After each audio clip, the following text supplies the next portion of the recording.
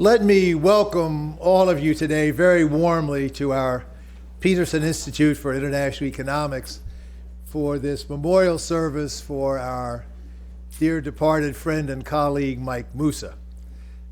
Mike was unique. We all know that, and I'm delighted you've all come together in his honor for this memorial service today. We host this jointly with our friends at the International Monetary Fund, for which Olivier Blanchard will give a welcome in a moment. Mike spent the last 10 years of his life here at the Institute. He spent the previous 10 years of his life at the IMF, and I'm delighted that we could work with our friends at the fund to organize this event today. There were, of course, many, many people who would have liked to be with us today, but for one or another reason of official business could not. Stan Fisher was actually here earlier today and asked me to convey his word of greetings to the group and his condolences about Mike. Mervyn King just called and asked me to relay his comments on behalf of the Bank of England. Let me express to you and your colleagues our deepest condolences. Mervyn would have been here, but the G7 got rescheduled to exactly this time, so he asked to be remembered in absentia as well.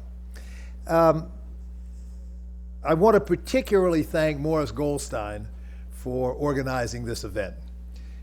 Morris was Mike's closest friend, as many of you know. He has devoted much of these last 4 months to handling developments and events that occurred after Mike's untimely death. And I want to say a particular word of thanks and gratitude to Morris for everything he did, including with the family, which is here with us today.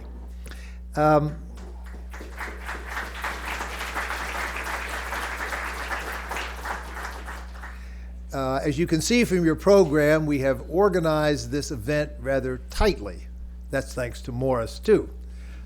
It has 8 different components addressing each significant element of Mike's life. And so in a whirlwind 2 hours, his friends, colleagues, associates, and loved ones are going to take us through the entire life of Michael Mussa in a way that I think will be both poignant and joyous. To start us off, Olivier Blanchard, the chief economist from the IMF, will say a few words of greeting from our co-host. Olivier.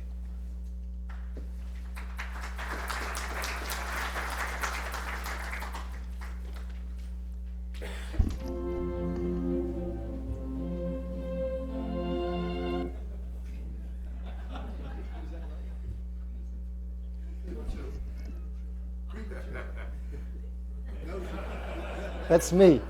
Yes. Good. Thank you, Fred. I'm very happy to be here.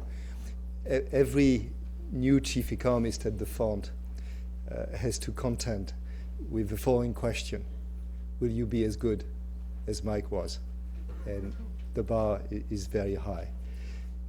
Mike was warm, some say warm-blooded. The stories of his many threatened resignations have become the stuff of legend at the fund. It is said that he carried, I do not know if it's right, a signed letter of resignation in his pocket. Mike was a showman. We shall probably hear the anecdotes about his singing in the boardroom, something which never happened again, or his idiosyncratic dress habits. Mike had an amazing feel for economics and for the workings of the world economy. Like Woody Dornbush, his colleague and close friend, he had what I would call the gift of economic gap. But Mike's defining quality was surely intellectual courage. He was willing to take strong positions even when they went against the grain. And he expressed them, and this is going to be an understatement, with total clarity. He was once asked about IMF surveillance of exchange rates, and he answered that, quote, "It was as firm as an overripe avocado." this was exactly the kind of talk that the fund and the world needed and still needs very much today. There is one dimension in which there is no hope that I can match Mike's record. As Stan Fisher once remarked at a previous event for Mike, and here I quote, "World GDP increased by 36% during his tenure." I'm afraid that having come to the fund 2 weeks before Lehman in 2008, I'm not going to beat Mike. I'm just hoping for a positive number. But if I can come close to Mike in telling things as I see them, I shall be very proud. I believe ruthless truth-telling will be Mike's main legacy in the IMF's research department and elsewhere. Thank you.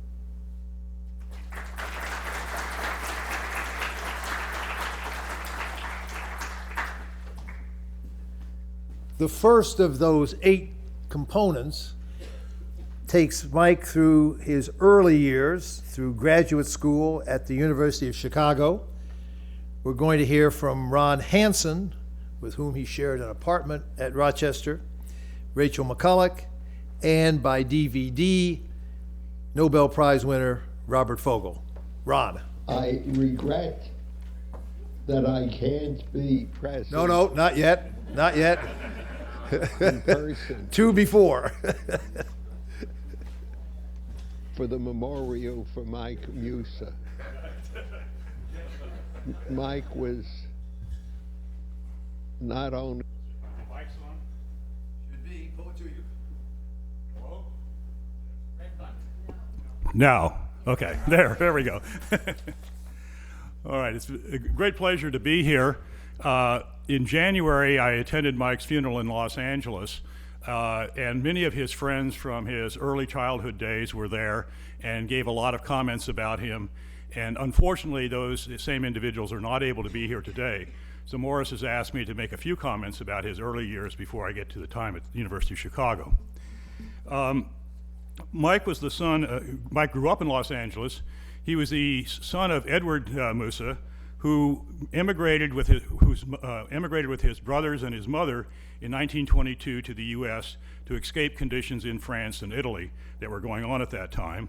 And his mother was Emmeline Garcia, a Mexican-American from Los Angeles and New Mexico area.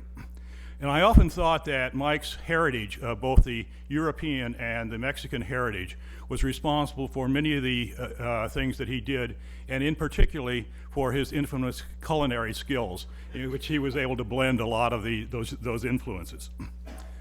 Mike graduated from UCLA as valedictorian, and in 1966 went to Chicago in the PhD program in economics. Now, in 1966, the Vietnam War was very much on the minds of young American males. Mike and I were in the last cohort who were able to obtain deferments from the military draft as long as we stayed in good stead in our graduate programs. However, at that same time, the University of Chicago's economics department admitted 3 students for every one that would eventually obtain a PhD. So the odds didn't look very good. Mike turned out to be the first fellow student that I met when I went to Chicago. And based on my reading of his intelligence, I decided that probably the best thing I could do was go ahead and see the Air Force Reserve, or the Air Force recruiter, because I certainly wasn't going to be able to stay in there with Mike. Fortunately, Mike and I became friends, and we studied together along with 2 other colleagues, and I remember our study groups very well. Whenever somebody in the group had a problem, Mike was the one who did the explanations, and he was always very good about going back to the basic principles and finally building us up to the point of the problem. And in those early years, he showed his teaching and explanation abilities. In fact, I think that those of us who were in the study group with him probably learned more from him than we did from our instructors. And fortunately, Bob Fogel isn't here to hear that. Mike and I shared an apartment in Chicago, and also we each received job offers from the University of Rochester. His was in the economics department, mine was in the business school. And so we moved to Rochester together and later bought a house and shared the house until about 1975 when I got married and he went off to Chicago. And it occurred to me in writing this that other than growing up with his family and maybe a college roommate or two, that's the only shared living experiences he's had in his adult life. And the times that he has spent since living alone has allowed him to indulge in his pack rat propensities. If you go to his apartment, you will find that not only was it piled very high with manuscripts and the like, which would be expected, but Diane rather, has found 4 used toasters stored away and a half dozen fondue pots in various state of disrepair. She's had a very tough time clearing that apartment.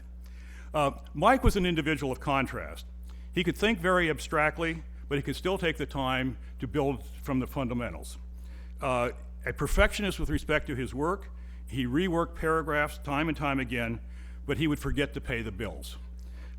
When we lived together, I always made sure that I paid the utility bills and collected from him at the end of the month, lest the lights get shut off on us. I recently learned that during the last few years, he managed to forget to file his tax returns for a couple of years in a row. And this is despite the fact that the deadline, April 15th, happens to be his birthday. Maybe he thought that was a birthday present. Mike loved to entertain our friends, but not with boisterous parties, but rather with rather elegant dinner parties. Yet, in many other situations, he was extremely shy. He had a reputation as being very outspoken, and I think we're going to hear a lot about that today. But at other times, he was so detached as to be a borderline recluse. Mike never married and never had any children, but I remember many times when he would come over and play with my older son, and he'd be down on his hands and knees playing Army with my son. And I noticed the other day in his apartment, there were a lot of toy models that were in the apartment. So in some sense, he always had a bit of child in him at that time. So the word unique is very overused, but I think in Mike's case, unique is an appropriate word. And I really look forward to hearing from his other friends about the other times in his life and the many stories there are about Mike. Thank you very much.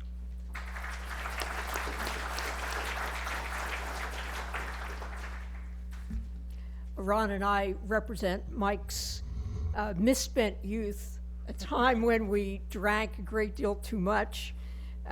Most of us have been drinking less, but I'm not sure. I came to Chicago from MIT in 1967. That was a year after Mike arrived in Chicago. This was a time when the two schools represented opposite intellectual poles. And I was very surprised when I came to Chicago to find that the faculty were remarkably diverse in their views of economics, of politics, the Vietnam War, and just about everything. My professors that first year ranged from Hirofumi Uzawa, who was a Marxist, to Milton Friedman, a libertarian, and everything in between. Our teachers were wonderful role models, a diverse group united only by their passion for economics. They were also very generous in sharing their intellectual lives with the students. Faculty-student interactions were intense, whether in our classes, in the Chicago workshops, the daily social science tea, where faculty and students met while munching cookies, and the parties at faculty homes where we graduate students had the opportunity to hobnob with famous economists visiting from other universities. It was a wonderful introduction to the profession. Mike was one of my first friends at Chicago. We met in Harry Johnson's trade course in the summer of 1967. Mike was already an established star, not just for his intellectual prowess, of which we'll hear a great deal today, but in Harry's course also for his rare ability as a draftsman. Harry Johnson was supreme in use of diagrams, and Mike could match him and go even farther. And Mike showed me some three-dimensional diagrams. Harry only stuck to 2 dimensions, but Mike had 3-dimensional diagrams that he developed in order to illustrate econometric ideas. And the only downside of these was I think Mike may have been the only one who understood the diagrams. I described one of them to my husband, who's an econometrician, and he said that he personally preferred to stick to 2 dimensions, but he could imagine what Mike was getting at. But I only have his word for it. So graduate student life at Chicago centered on the core exams and then prelims in the field of specialization. And as we prepared, as Ron said, Mike was a key resource since he seemed to know everything. But often everything is simply too much when you're studying for an exam. So to avoid being overwhelmed by a flood of information, if I wanted to ask Mike a question, I would ask for the 25-word answer. And then if I liked the first 25 words, I would ask for another 25 words as a follow-up. Thus rationed, Mike reluctantly skipped the derivation of each relevant function from the optimizing behavior of individual economic agents and just moved on to the bottom line. And perhaps this early training prepared him to trim his economic advice down to nuggets that policymakers could easily digest. Or maybe not. Contrary to popular belief, getting past the exams was as much a matter of determination and endurance as it was of intellect.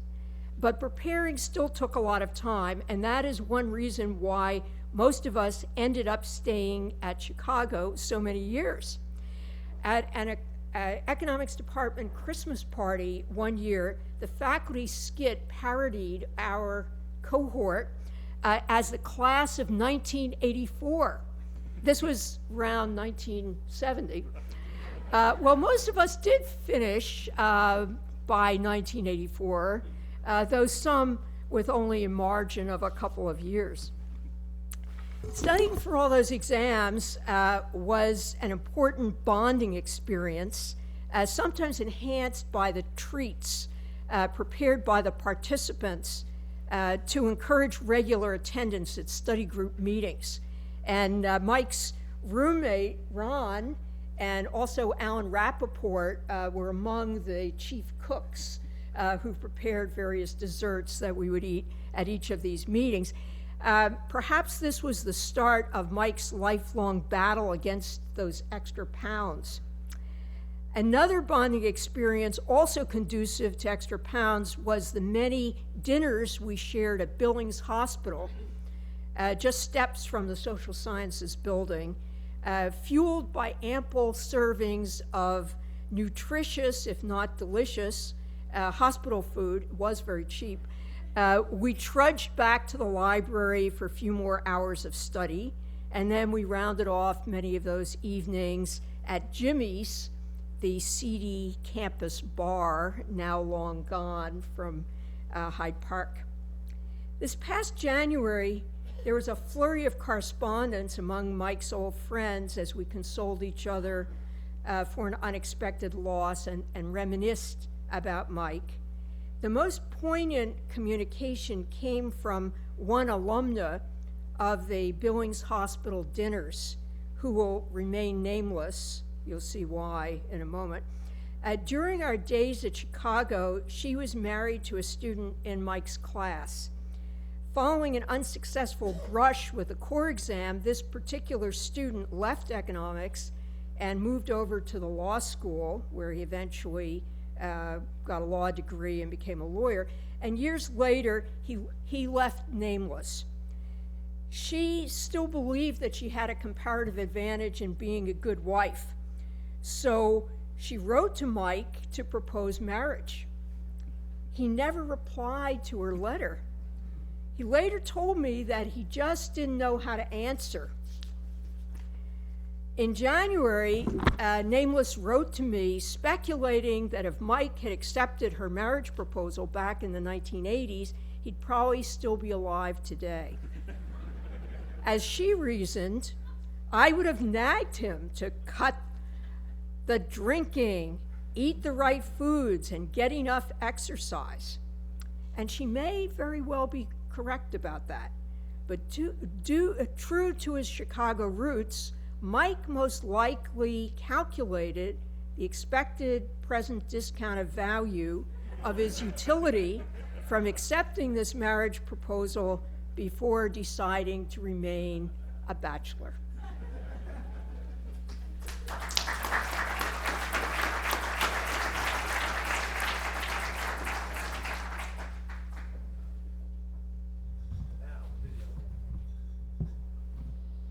I regret that I can't be present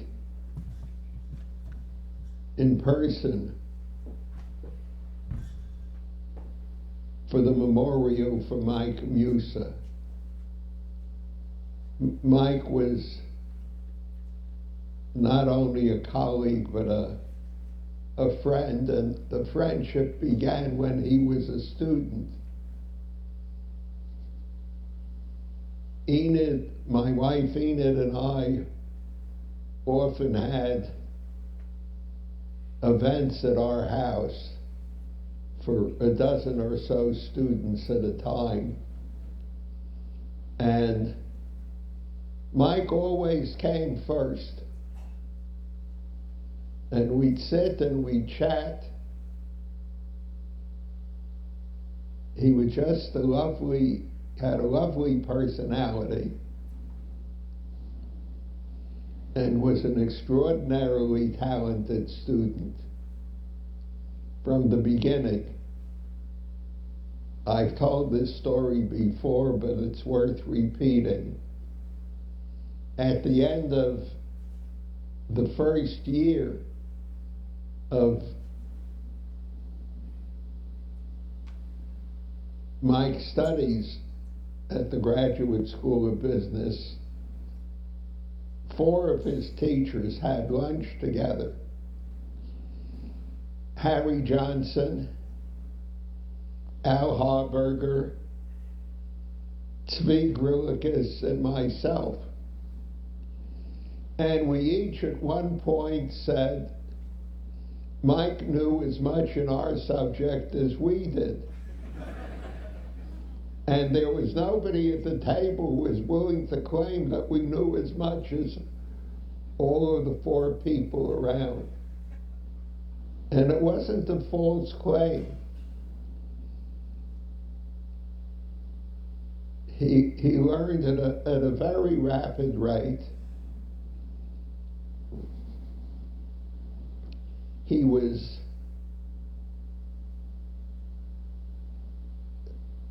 inquisitive, I guess, is the best word to use. He wanted to know more about everything and was never fully satisfied with how much he had learned.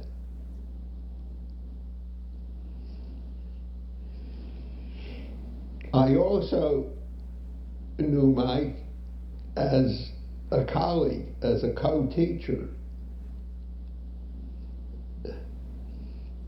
First at the University of Rochester, where I taught for a number of years. And then at the Booth School, when he joined the business school faculty. But he spent much of his career as the chief economist of the International Monetary Fund. And I was at a number of events that he supervised, and also at the celebration of his by the IMF of his 60th birthday. Mike never lost the enthusiasm that he had as a younger person, nor his inquisitiveness, nor his desire to learn more. But I think of him most just as a lovely human being, the kind of person you would want to have as your friend. We've lost Mike, and it's a big loss to the profession to which he contributed so much, and to those of us who knew him personally, it was a big loss to our lives. Good luck, Mike, wherever you are.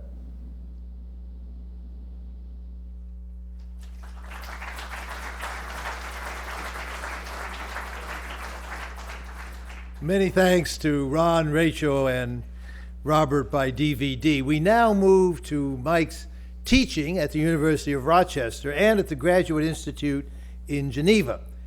Ron Jones will speak about Rochester, Alex Swoboda by video from Geneva, and I would remind each speaker to hold him or herself to 5 minutes. Somebody is flagging cards. We won't get through the day unless you do. Ron. Thank you very much.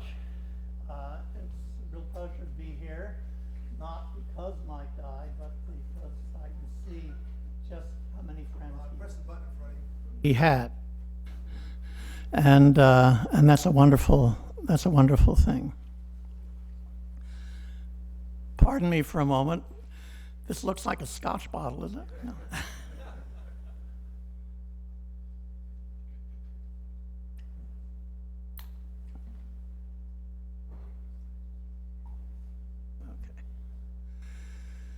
Well, let me go back really to the beginning of Mike's days at Rochester. I had met Mike previously on a talk or two at Chicago, and it became clear to me that he was considered one of the, if not the, outstanding student in a rather amazingly qualified group of students.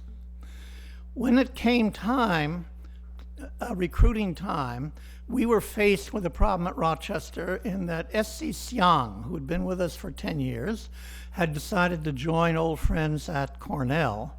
And subsequently, of course, S.C.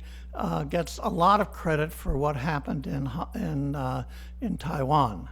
And I once visited him over there, and he said, it's important to remember that you have a comparative advantage in some things and not others. And we don't build cars here.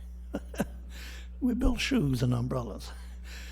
So we had to do some recruiting, and in particular recruiting in the international macro area.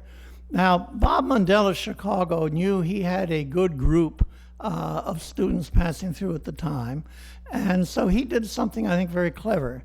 He knew that there were two universities that were looking actively for good macro international types, the University of Rochester and Queen's University. So he arranged for a mini conference, want to call it that, in which only two outsiders were invited. I was invited, and Dick Lipsey, who was at Queen's at that time, was also invited. Now, when it came time to looking at them, we invited people to come to Rochester, and I said, look, let's take a look at a couple of nice, attractive people from Chicago, Rudy Dornbush and Mike Mussa. And I also had my eyes on Doug Purvis, who eventually ended up at Queen's, so that Mundell's treatment and idea of the conference paid off. Now, Mike came first, and he gave a very interesting talk and was well appreciated, and people thought, gee, we really would like to get someone like that. The next day, Rudy turned up to give his talk, not surprising. What was more surprising to us is that Mike found it difficult to leave town. So he stayed and sat in the audience as Rudy, who supposedly was, the alternative to him for this job at the University of Rochester. All right, so far I haven't really crossed the bounds of what might call academic decency or what have you. And then when Rudy started talking, Mike would interrupt frequently. What would he say? He didn't say, Rudy's made a mistake, etc. He said, what Rudy really means to say is.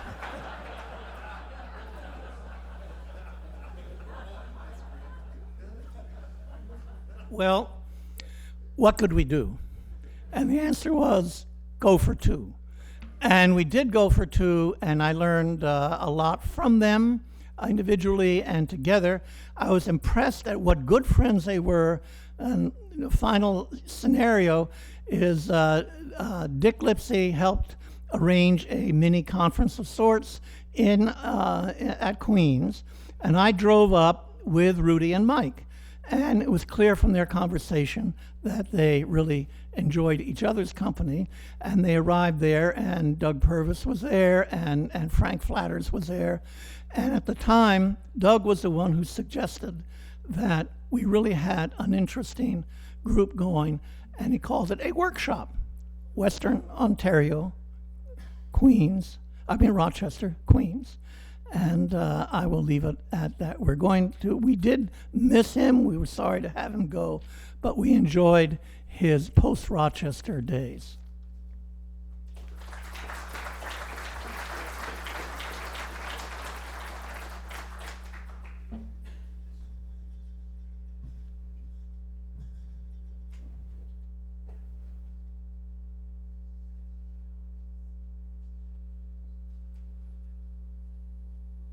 Musa. Because of minor surgery that could not be rescheduled, I will not be able to be with you today.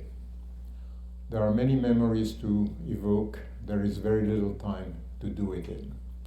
I first met Mike shortly after I arrived in Chicago as a postdoctoral fellow in political economy in the fall of 1966. Mike was a first-year PhD student, known not only for his beret basque, but also for not hesitating to challenge senior professors with his sharp comments and questions. I actually got to know him better the second year, the next academic year, after Rudy Dornbusch, who had been an undergraduate at the Institute in Geneva, arrived in Chicago to start his PhD. There was an extraordinary cohort studying in the economics department at the time. Mike, Rudy, Jacob Frankel, Tom Williams, Mike Bordeaux, Mike Connolly, Ron Hansen, Alain Rappaport, and many others. I kept in touch with members of that group when I returned to Geneva in 1968. Many of them visited over the next 5 years. Bob Mandel was a visiting professor at the Institute, and once when his Santa Colomba venue was not available, he organized a mini conference in Geneva. In fact, the conference took place at our flat. I cannot resist showing you a picture of the event. You will recognize from left to right Thomas Guggenheim, Rudy Dornbusch, Tom Williams, Bob Mandel, Mike Connolly, Michael Mussa, and myself. From 1973 to 1977, Harry Johnson, Cliff Weimer, and I with much help from Hans Genberg at the Institute, ran 2 research projects jointly, one at the LSE, the other one at the Graduate Institute in Geneva. The teams in London and Geneva collaborated closely. Mike was first in London, then moved to Geneva, where he taught a couple of courses in the winter semester of 1976. The teams included several former Chicago students, among them Rudy, Russ Boyer, and of course Mike. There was also a strong contingent of once and future IMF economists, Bijana Gevli, Mohsin Khan, Malcolm Knight, and Cyrus Sasanpour. Those were years of great intellectual excitement, fruitful research, and friendship. Mike took the lead in all those respects. I will remember not only the debates and the arguments about exchange rate regimes, financial integration, and its consequences for national economic policy, but I also remember the long evenings where Mike was again and again requested by all present to tell his favorite jokes and stories, often culminating with the Bombay Club. And there were the many conferences around the world where our research was debated and presented. Here may be another picture which reflects the spirit of the times. You'll recognize from left, or maybe you will not, from left to right, Hans Genberg, Rudi Dornbusch, Eliana Cardoso, and yes, with a big shock of hair, Mike Mussa. The end of these research projects did not mark the end of Michael's association with Geneva and the Graduate Institute. Michael had 2 more stints as a visiting professor at the Institute in 1981 and 2002. In addition, he traveled almost every year, sometimes more than once, to Geneva to give talks and seminars, visit his students and former colleagues, and to take trips to the Swiss countryside and mountains. Both Michael's scientific contributions and his invaluable contribution to teaching and research at the Graduate Institute were recognized by the Institute when it nominated him for the 1982 Prix Mondial Nessim Hadef. With the passing away of Mike Mussa, the economics profession has lost an outstanding and formidable intellect. The Institute, a friend and admired teacher, and the policy community, a clear-sighted and fearless critic. Mike Mussa was also one of my closest friends. Here we are at my goodbye party at the IMF in December 2000. My electronic calendar keeps reminding me that I should call Mike on April 15 to wish him a happy birthday. For the first time in many years, my wife, Manijé, and I won't be able to do so. Mike Mussa was not only a great economist, but also a true gentleman and a lovely human being. I sorely miss his intellect, wit, kindness, companionship, and friendship.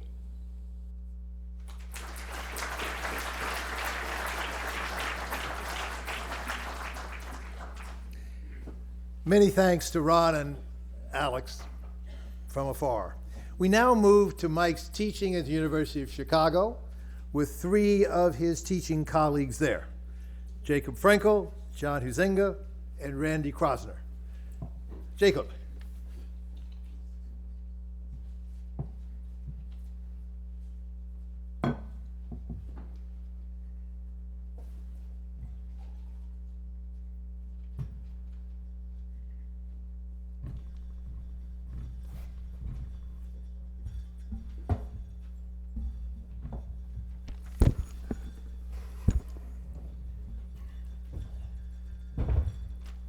It is a sad occasion, and yet, if Mike was here to see, observe, and listen, he would have said that it is such a meaningful occasion. I am asked to focus on my interaction with Mike as a colleague at the University of Chicago, but I really cannot start there other than saying that 45 years ago, that's when I met him first. I was late to my first class, and he was already there. The quarter started a little earlier. And as I opened the door, in fact, it was a class that Lester Telser gave, I heard a very strong voice speaking with confidence and eloquence. And I said, well, how come the professor is sitting in the 3rd row? there was just no question who is the one in charge in the room. And it's not only because of this particular professor. So we overlapped as students, we overlapped as colleagues at the University of Chicago, we overlapped as co-authors, as student advisors, workshop runners, etc. So it's very difficult for me to say from here and onwards. One thing is clear. Typically when people speak about Mike, they speak about Mike the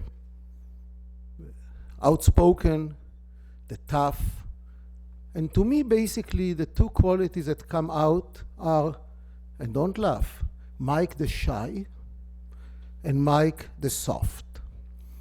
There was fundamental shyness in him that he expressed in this extraordinary loudness, but he was really shy. There was an extraordinary softness in him that he expressed in roughness, but he was soft. Where did you see it? You saw it in his interaction with others. If the others meant weak students, they got a beautiful treatment. If the others meant very strong students, they got the tough treatment. Mike knew that he can devastate a poor soul, but he can strengthen a strong soul.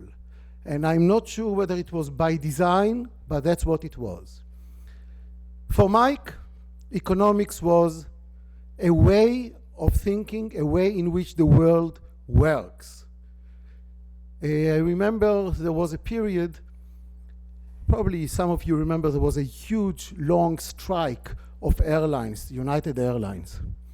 And at the end of that, in order to gain customers back, they gave vouchers to loyal customers. And the vouchers were valued, whatever they were valued, the value of it went down in terms of its how many tickets you can get for that, and it expired on a given date. The number of luncheons that we spent together with Bob Lucas, Sherwin Rosen, all of these guys, trying to understand the pricing of these vouchers, you could really see capital theory in action. It was the very same capital theory that explained that when he buys wine, it is not because he likes to drink it, but he likes to age it. No wonder that there are thousands of bottles that were found undrank. Speaking of this, he was also very generous. And occasionally it brought to a point of embarrassment. After I gave what is called a public lecture in Chicago, when you finish the dissertation, he invited me and some others to his apartment, in University apartment, 55th and Dorchester, for dinner. And he built it up and opened a very old Rothschild bottle. I must say I did not understand at the time what is good wine and bad wine, so I could not tell him that it was vinegar. And he was so embarrassed that he did not tell us that it was vinegar.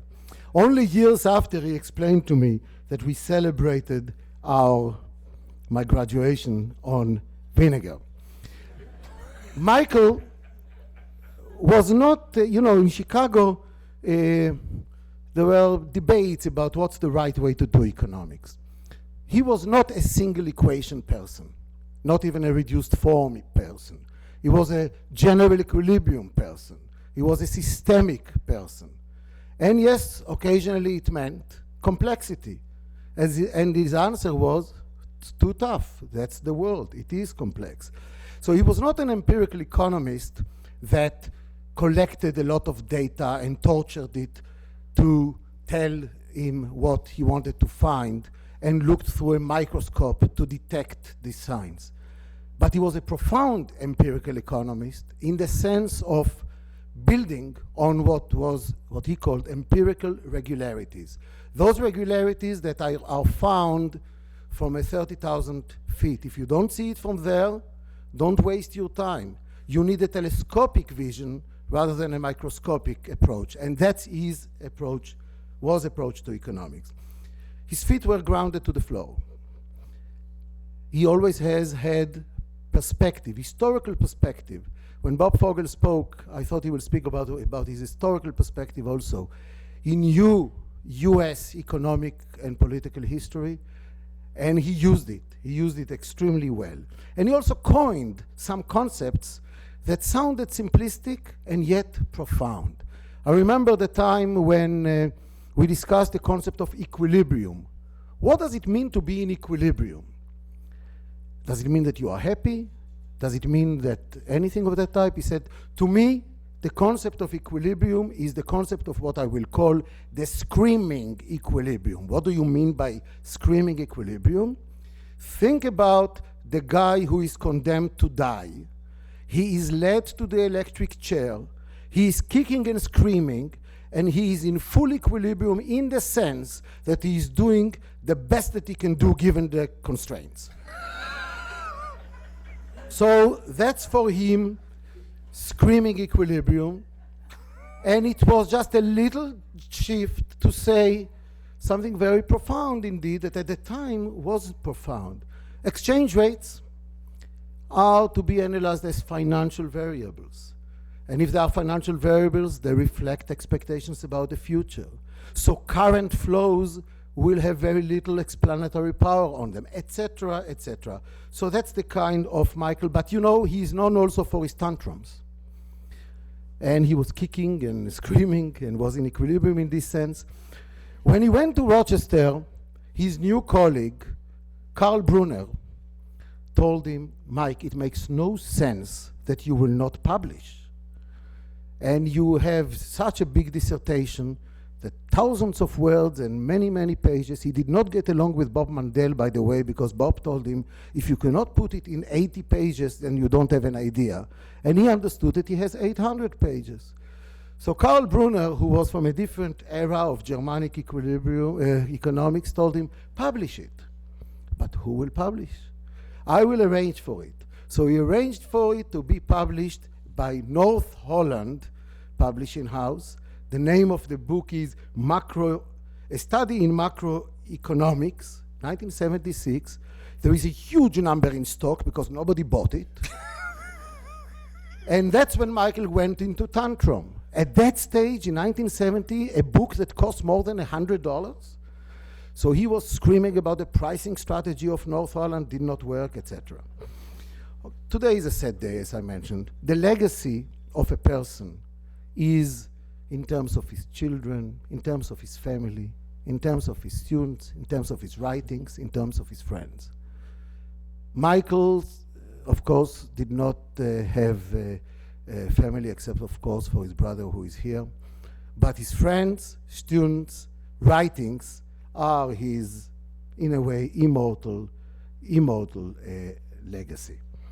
So let me conclude by saying that his choice of topics was also very profound. I will just read to you the title of one article, and you tell me whether it was to be written today or when it was written. And the title is Safety and Soundness as an Objective of Regulation of Depository Institutions. 25 years ago, Michael Mussa. Thank you.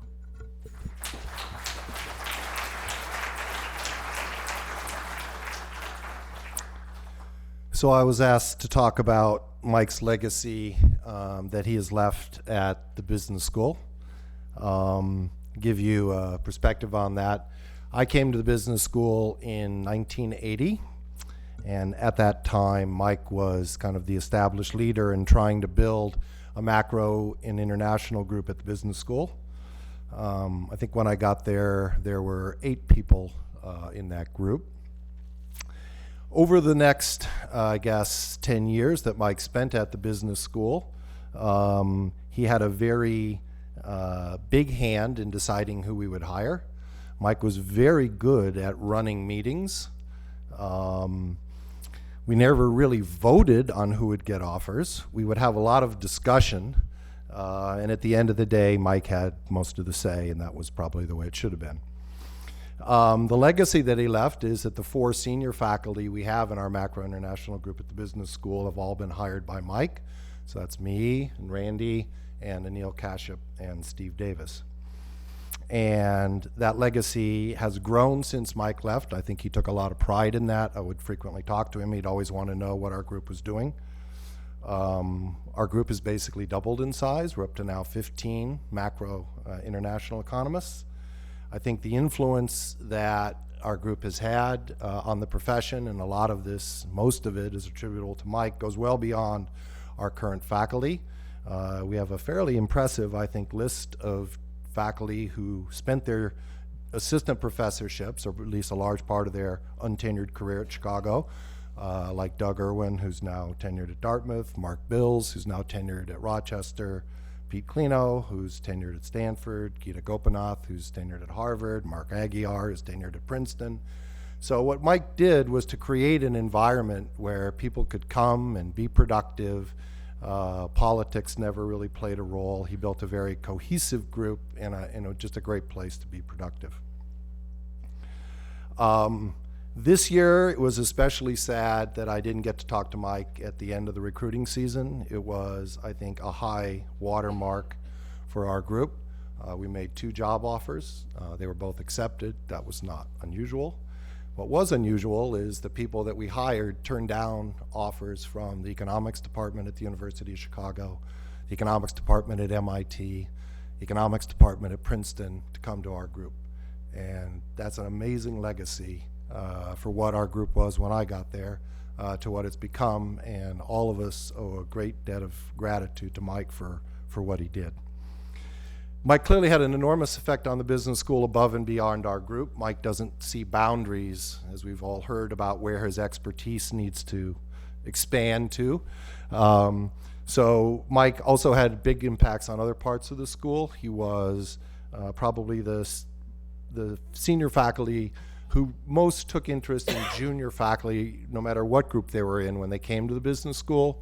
He would host them to dinners, check on them, all kinds of things. So he has a large following of people even outside of our group. Often the real work of what you do is the faculty at a university, the faculty you hire and you tenure. We have an unusual, I think, tenure process at Chicago in the business school. All tenured faculty vote on all promotion cases. So the economists vote on the accountants and the statisticians and the marketing people. And there are very few people that exercised as much influence on promotions at Chicago, sometimes for, in Mike's case, sometimes against, as Mike did. And he did that not because anybody gave him any authority. He obviously earned it. He always came prepared. He could discuss any paper in any area as well as any of the people in that area. And he would hold people accountable. We always were on guard that we had to talk about the substance of someone's research and the promotions. He also had a big impact on the way the school is run. Mike had a lot of sayings that I remember, that a lot of us remember. One of them was, and he used to, I think, try and instill this in the people in our group. He said, "I want a group where people will put more into the pot than they take out." And I think a lot of that is the way the people in our group behave. I think we have a very, our group is clearly generous with their time in the university and in the business school in terms of taking on administrative roles, which do have some effect. So if you look at our group, we're widely represented in all kinds of areas where the school gets run. I learned a lot from Mike personally.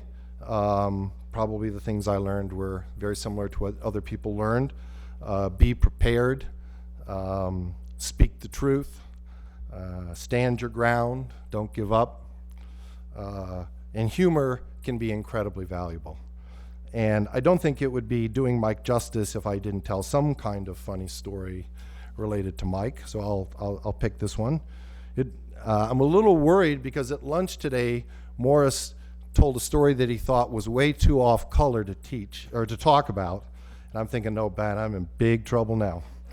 But here goes, it won't be the first time. So Mike and I were going to do an economic forecast talk for the business school, and this was during a recession and the unemployment rate was high. And there was lots of screaming and yelling and hair pulling. Where are the jobs going to come from?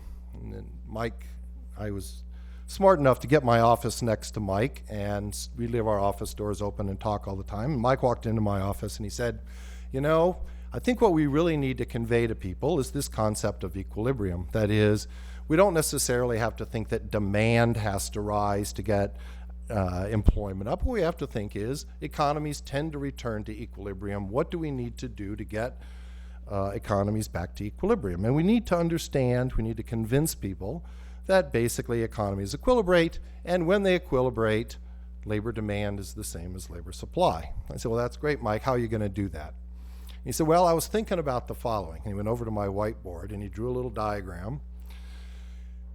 And on the horizontal axis, he put population. And on the vertical axis, he put employment.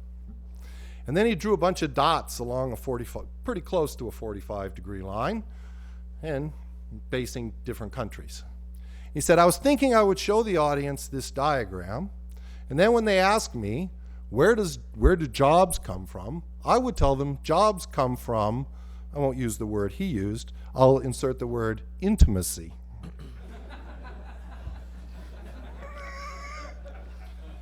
And I said, Mike, I don't think you can actually use that word in the talk, but, and he said, and then I could go on and say, the good news is you can all do your part.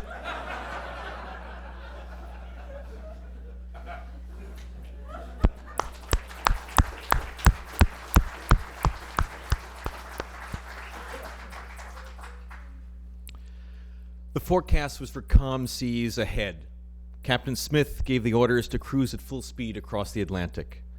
On a moonless night, almost exactly 100 years ago today, the Titanic had its fateful brush with the iceberg.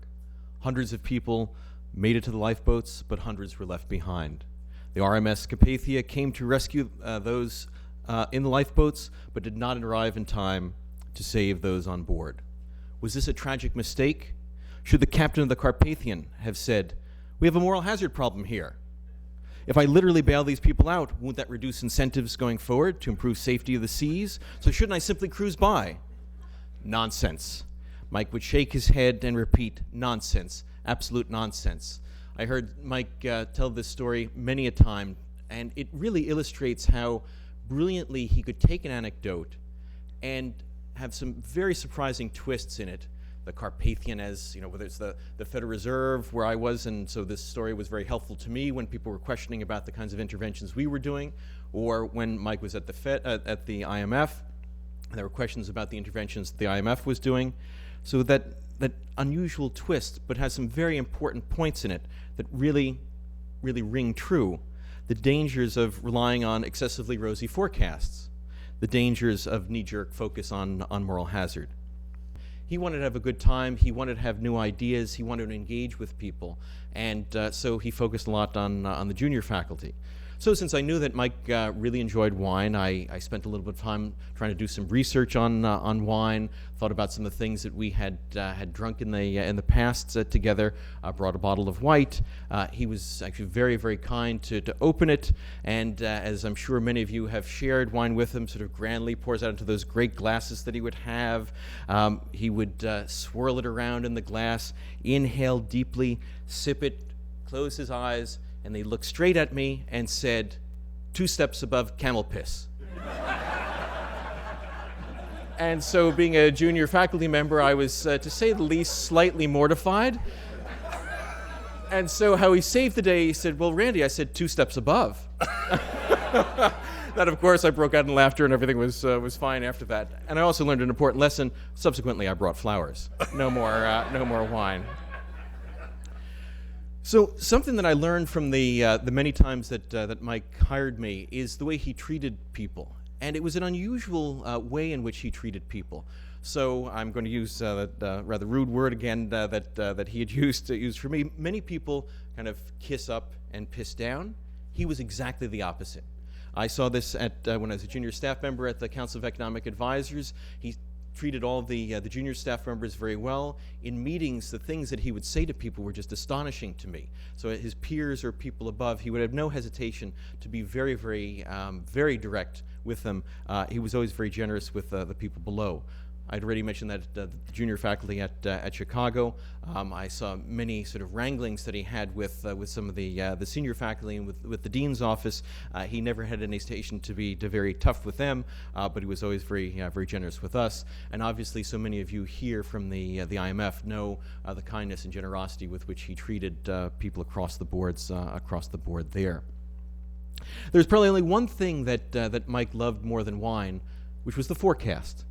And most people, when if you go out to dinner with them, and if you went out to dinner with Mike, you knew that there would be a long silence at the beginning of dinner where he would study the wine list. And anything could be happening around, but there would be a very careful study of the wine list, 10 minutes at minimum of silence. And then instead of le mot juste, the best wine, the just wine, the best wine would be chosen, and it was always a great one. But after some drinking, sometimes people become melancholy, or sometimes people become giddy. What Mike would do is focus on the forecast. We would often do the World Economic Outlook, and we would start in Mali and end up in Germany. And he was going to make sure that the Germans didn't get 2% growth when they only deserved 1.5% growth. He wanted to make sure that was exactly, they should get no more than they deserved. And it was quite an interesting lesson. There were very few people that I would go drinking with who would end up talking about the growth rates in Germany and Mali rather than other things. But as John had said, he played a very important role in the business forecast lunches at Chicago, one of our largest and most popular events with the alums. And after I came back from my second stint at the Council of Economic Advisors, in the early 2000s, I started doing some of those. Mike had finished up his time at the IMF and started to come back and be engaged in those again. And one final story on this is so we were on the podium for the first time together, and he had come back after another year. So he said, much has changed, and much like Olivier had said, GDP is up 36%. Tens of millions of jobs have been created. And then he turned to me and said, and it looks like Randy may have actually hit puberty. Again, a little bit mortifying, but still something that I could deal with. My last interactions with him was about the business forecast, as John knows. He was unable to come at the beginning of December for the business forecast lunch in New York, but true to form, the man is in pain, in bad health, but what does he do? He gives us a forecast. And so we published the forecast even though he wasn't there. He's going to be a very big hole for us not only in the profession, at the Booth School of Business, among the alums, but in particular for me, a very big hole in my heart and my life. The outlook will always be a little bit less rosy without Mike there. Thank you.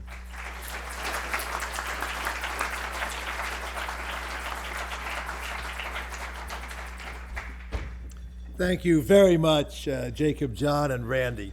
Now we're going to turn to some Musa products, some of his PhD products.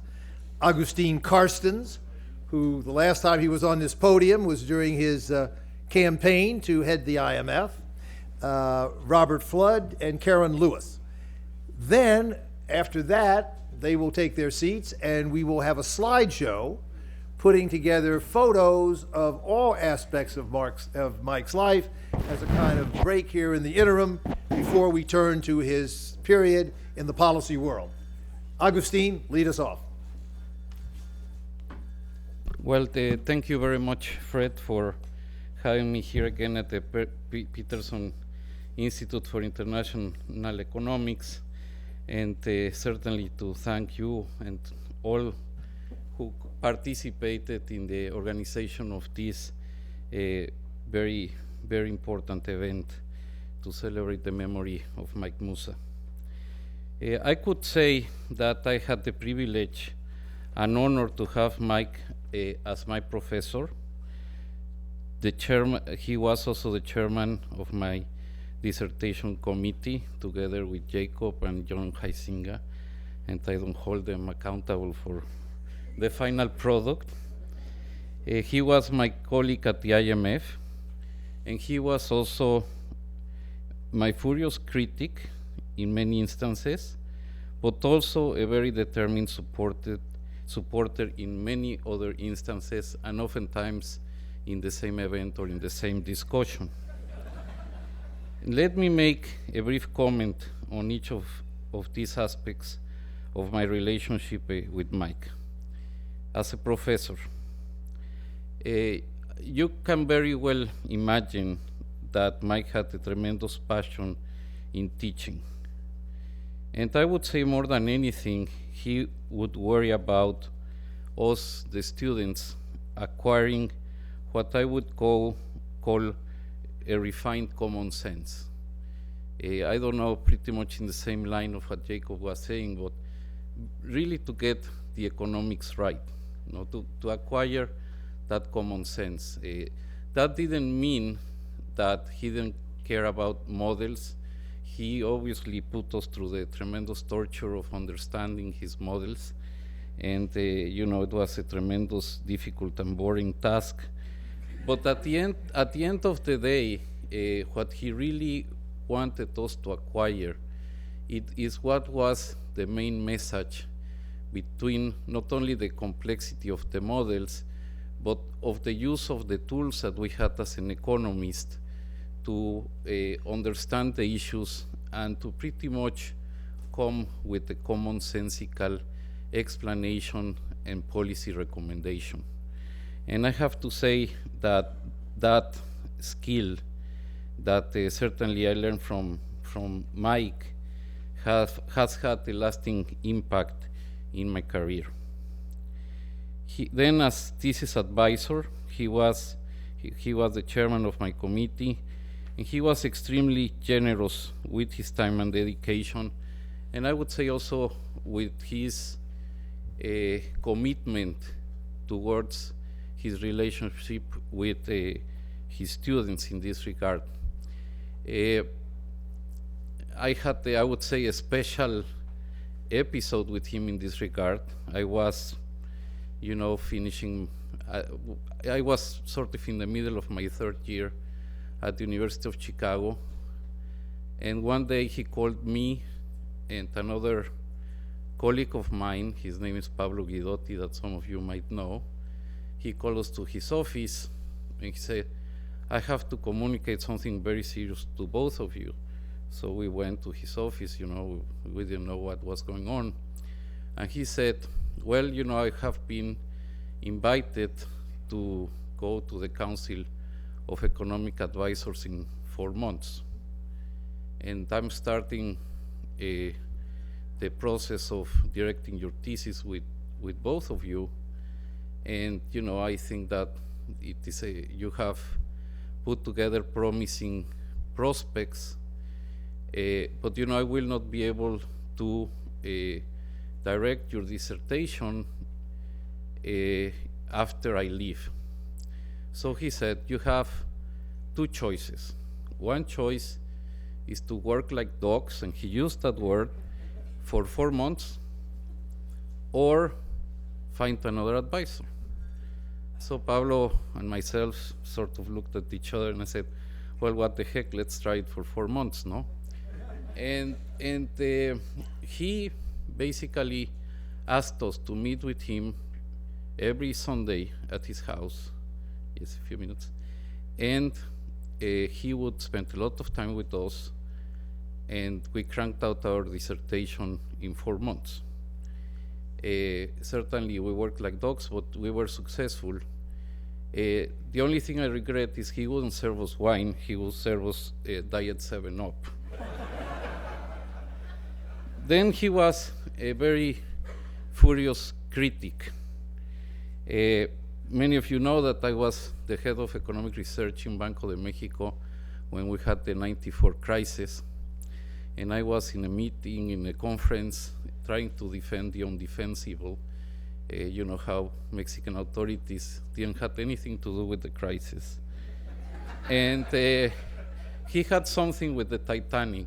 So he raised his hand, and after I finished my talk, and he said, Agustin, you sound as the captain of the Titanic, trying to convince us that the ship didn't sink. And then the next question came, and it was an official of the Bundesbank. And he started criticizing the rescue package on Mexico, saying that the IMF was bailing us out and that this was going to generate a huge moral hazard. And then basically he told the story that Randy just told us. I mean, after the guy of the Bundesbank said, no, this is bad to rescue countries, he raised his hand and he said exactly what Randy said. So in the same meeting with the Titanic, he criticized me and he saved my skin. So that really is Mike for you.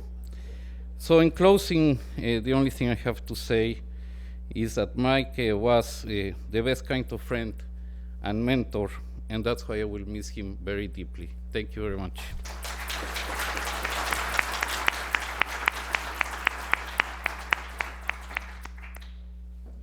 Hi, I don't have a thing, but I'm Robert Flood.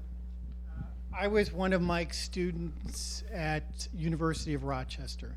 My experience with Mike was really quite a lot different from what I've heard about today.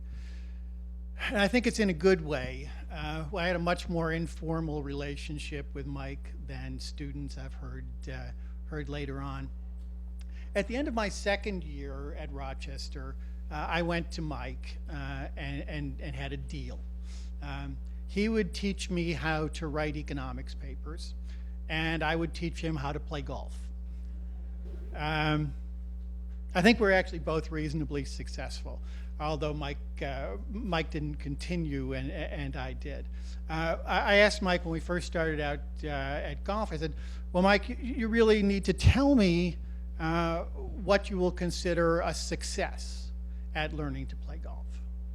And he thought for a while and said, well, if I can learn to hit the ball most of the time,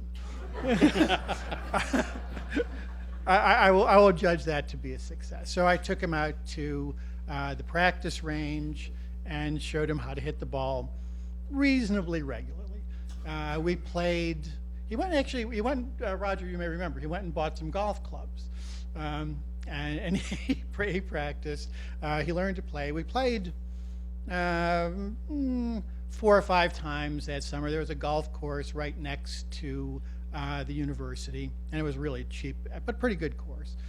Mike wasn't ready for the pro tour, but he got around the course pretty well, and certainly did hit the ball most of the time. Toward the end of the summer, he said, why don't we just short circuit this process? What we do is we go out and play golf for 4 hours, and then we go and drink beer. Why don't we just go and drink beer? I don't know if Mike ever picked up his clubs again, but I never played with him. While we were playing that summer, at the end of your second year at Rochester, you write what's called a second year paper. And I was working with Mike. I took a shot at a second year paper, thinking I was pretty good. I'd done well in coursework and thought, well, this is going to be pretty easy. So I gave Mike my first paper. He read it. Amazingly, he read it overnight. I know he delayed somewhat later in life. Brought me into his office. We talked over the paper, I think for an hour. Never exactly working through the model, but just talking about the economics.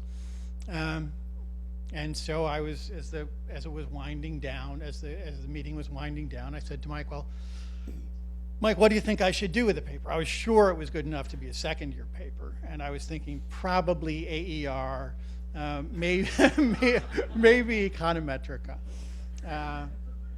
Mike reached under his desk, pulled out his trash can, and put the paper in the trash can.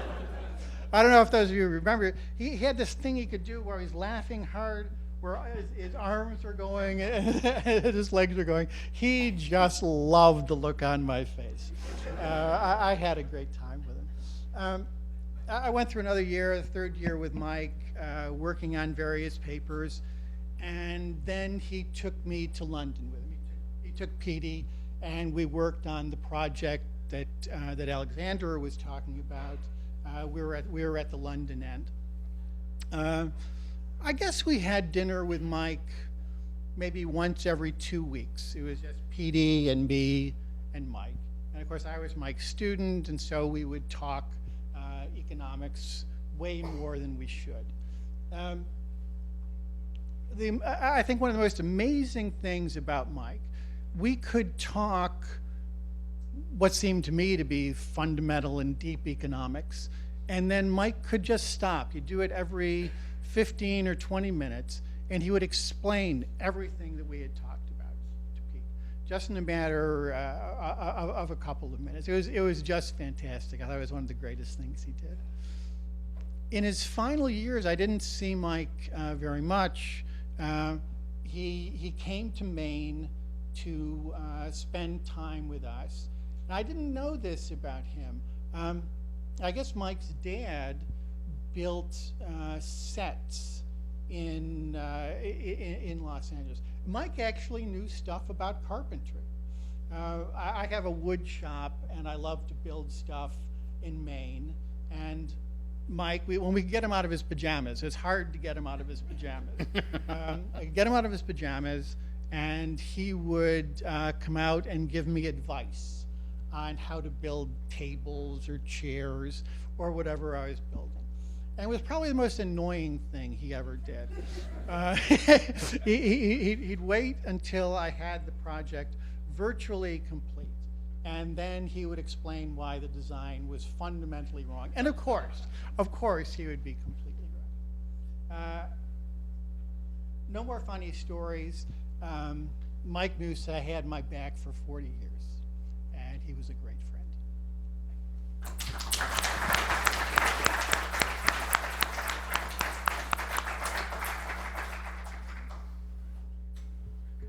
Is this on? Yes, okay. Well, I first became aware of Mike Mussa through that great cackle of a laugh, hearing it at one of the weekly Friday afternoon happy hours held between faculty and students back in Chicago. I soon realized that cackling laughter was from none other than the same, to me, famous international economist who made insightful comments at many of the faculty seminars. Later, as I began working toward my field exam in international economics, I took a course from him. And as a teacher, I found him just like my other encounters with him, alternating between giving brilliant explanations of complex problems to delivering hilarious jokes to make the same points. Somehow he managed to make these academic topics that, as Agustin was saying, could be dreadfully boring into just plain fun. As I began to work on my dissertation, which I also had the privilege of the same committee as Agustin did, John Huizinga and Jacob Frinkel. But as I started to work on my dissertation, I sought out his advice on a regular basis.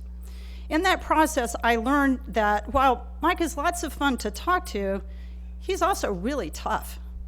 You may have had a different experience, although it sounds like a lot of you haven't. But he was never one to deliver abundant praise or reassurance to me as a student. Indeed, he often explained to me quite slowly and carefully how every single one of my assumptions and my approaches were just plain wrong. And I also had the trash can experience as well. Nevertheless, I mean, you may feel differently, but he was never mean-spirited about it. There was always a bit of humor about it. And there was always a new insight or lesson to be learned along the way. Indeed, I came to realize that when Mike did not point out errors, that was in effect his praise. I was so excited the first time I went to Mike's office, described my work, and left without a single correction or criticism. He simply nodded, and to me it was as if he jumped up and down and said, "Excellent job, way to go." That was his way. But from that time on, I felt like he had my back. When I think back to Mike's impact upon me as a student, several things come to mind. First, and most trivially, maybe some of the things we've heard today, he always seemed to have these ready-made words of wisdom to pass along. Many of these I find repeating to my own students now. Some of them were simply practical, like write the paper before you write the introduction, because by then you'll know what the paper is about. To the absurd, like, I make a point never to turn down a job I haven't been offered. And this last one was in response to my excessive strategizing about the job market. But more significantly, Mike always insisted that if you're going to do research at all, it better be relevant. When I took my first job at New York University, Mike moved to Washington, D.C. to serve on the Council of Economic Advisors, and I got to see him occasionally. As a struggling assistant professor, he often pushed me to read the newspaper and think about what the current issues meant for the academic research agendas that were currently topical. Often these discussions resulted in an indictment of currently popular research agendas. He would dissect and scrutinize this research, and then he would go on to proclaim, "I find that argument to be so bizarre." I don't know why he liked to say that, but he did. I really learned a lot from those interactions. Of course, as Mike took on more responsibilities at the IMF, I saw him less, but a few times I had the opportunity to visit the fund. And during these times, he would make a point to try to see me. By this time, I was a full professor at the University of Pennsylvania, and then, of course, quite sure of myself. On one of these visits in the late 1990s, I was reminded that while I had changed, Mike had not. I was excitedly telling him about my most recent academic project, how great it was, all the ins and outs. After a while, I paused for breath and managed to exhale. "Do you understand what I mean?" He looked at me coolly and he said, "No, and I don't think I want to." Okay, at that point, I remembered the hurdle of relevancy and my place with it. When Mike retired from the IMF, he began attending the MBR Summer Institute again, and as a result, I could see him more frequently. As in former days, I would talk to him about research, and when he didn't criticize, I recognized that tacit approval thing again. Indeed, a few times, he even backed my comments up publicly. Once again, I knew he had my back.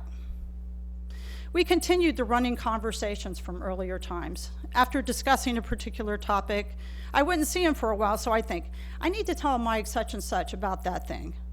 In combination with his many funny sayings, I would find myself thinking, what would Mike think about that? What would he say about this? That process would run on until the next time I would see him. And now with his passing, I continue to have this conversation with him. I know this conversation will never die as long as I live, and I know he'll always have my back. Thank you.